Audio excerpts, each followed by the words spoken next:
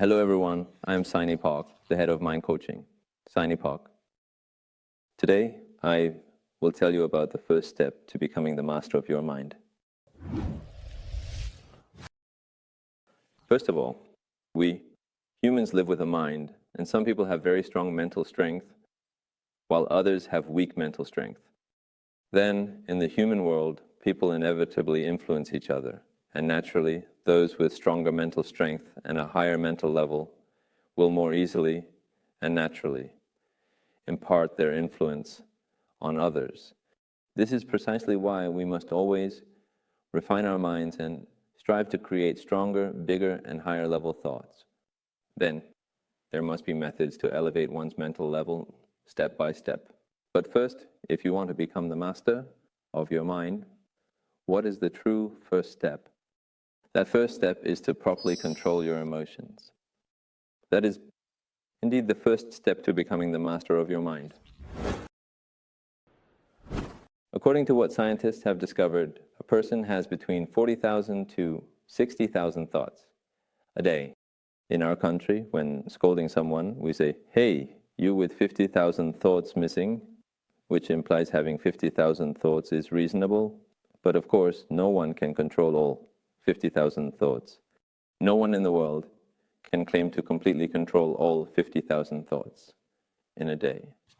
However, by managing them better than others, you become the master of your mind, and thus you can exert a proper influence on others.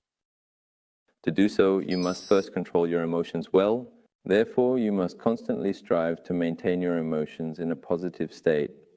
When your emotional state is positive, filled with hope and certainty, you will unconsciously generate 50,000 thoughts a day within that category of emotions.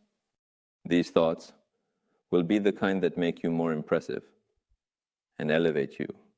However, on the other hand, if you think about living with negative emotions like anxiety, fear, anger, and irritation, you will unconsciously have countless thoughts that mostly stem from these negative categories, leading to naturally negative imaginations.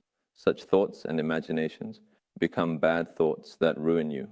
Therefore, people who cannot control their emotional state tend to create thoughts that align with their negative emotions, continuously diminishing their life's value.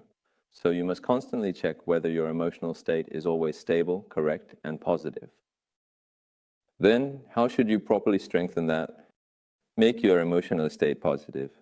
In fact, it's not difficult, but as you live, you find yourself in very difficult situations and anxious states, which can influence you and cause you to become unsettled. So how can you prevent your emotions from becoming unsettled?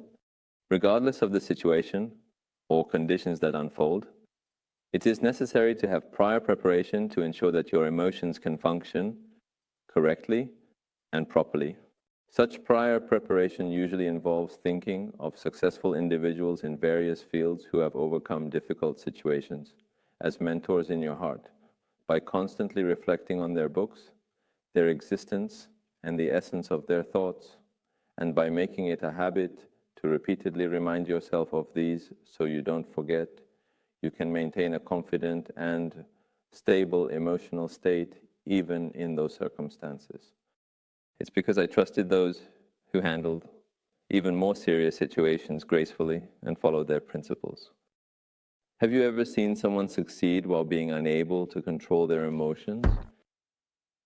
Probably not. No matter how unfavorable the situation unfolds, when you look at successful people, they manage to completely control their emotions well. Why can they control their emotions when others cannot? So you need to understand this difference well. Being able to properly control your emotions means you believe in something. What is it that they believe in which others do not? They have formed habits of believing in and practicing certain truths and laws of the world and experiencing them. Because of this, they can control their emotions, no matter what situation arises. While others are floundering in an emotional whirlpool, they are not.